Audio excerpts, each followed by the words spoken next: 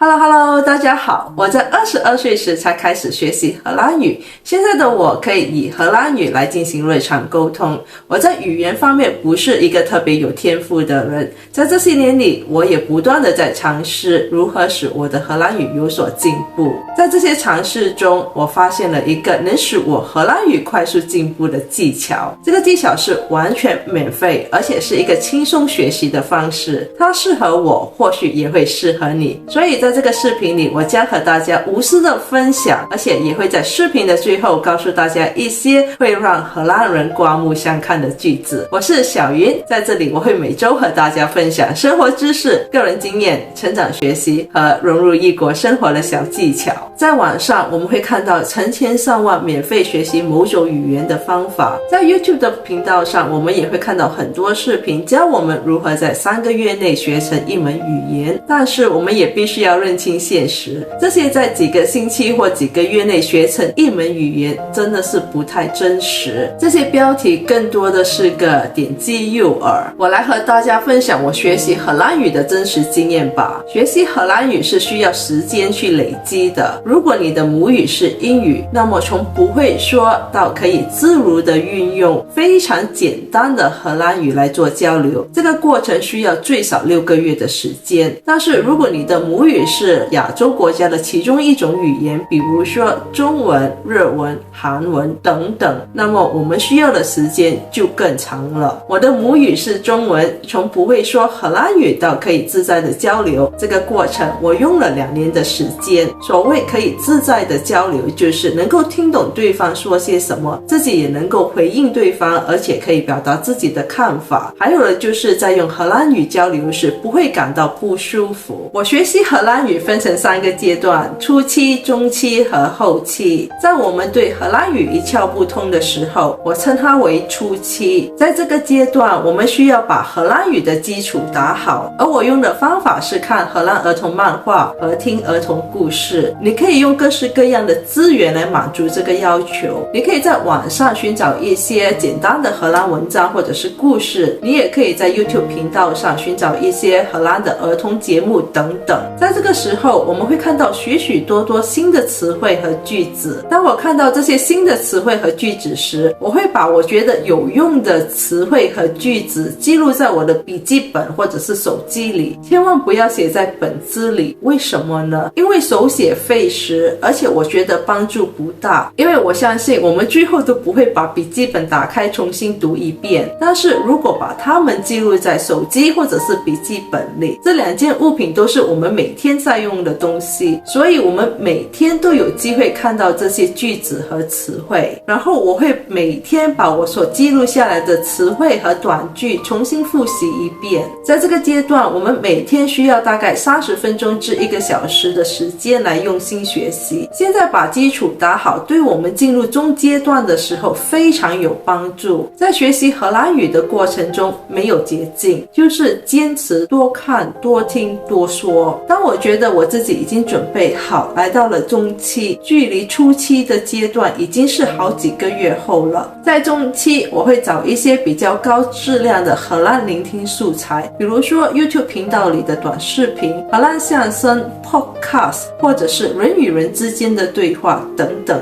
总而言之，就是找一些你比较喜欢或者是有兴趣，无论什么样的种类都可以。不过尽量不要找听书或者是听新闻，因为这一类比较枯燥无味，而且很容易让人放弃。然后我会每天趁着我在户外散步或者是运动时，戴上耳机播放来听。在聆听的过程中，我会默默地说出一些我在这里面所听到的一些短句。在默默说出这些短句时，我们无需要按暂停。刚开始我们只听懂5%或者是10%的内容，这是非常的正常。放轻松，无需要焦虑。相信我，当我们放轻松，每天重复的聆听，然后默默说出一些短句，你会发现我们的荷兰语进步的非常快。你或许会问我，为什么不要在家里聆听，而必须要走到户外呢？这是因为在家时，我们很多时候都不自律，在家里学习有太多诱惑了，比如说要喝水，要吃零食，要回短信等等，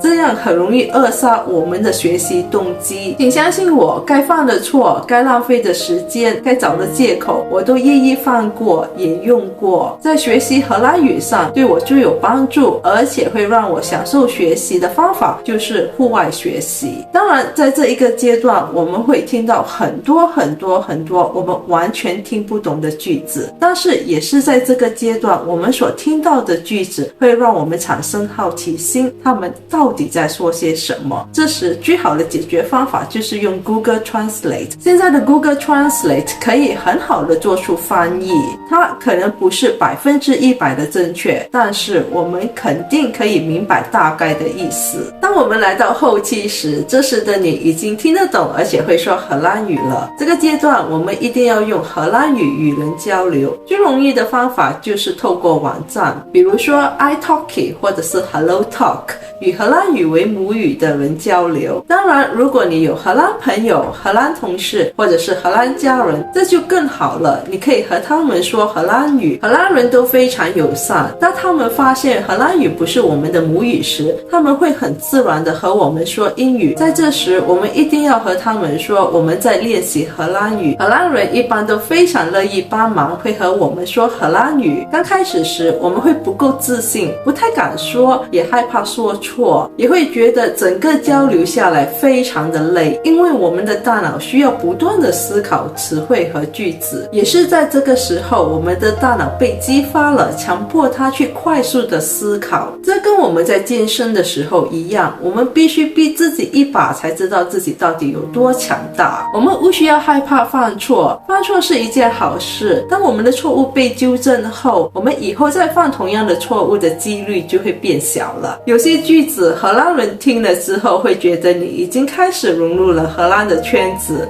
比如说该跟 niet kopen， 这句话是用来形容荷兰人的购买态度，它的意思是只看不买。再来的就是 elke nadeel heeft zijn voordeel， 这是荷兰著名足球员 Johan Cruyff 的名言，它的意思是每个坏处里都有它的好处。最后一句也是我最常用的一句 Ik moet een nachtje over slapen， 它的意思是在某件事情上我需要一个晚上去考虑。简单来说就是我睡醒了再告诉你我的决定。类似这一些句子还有很多。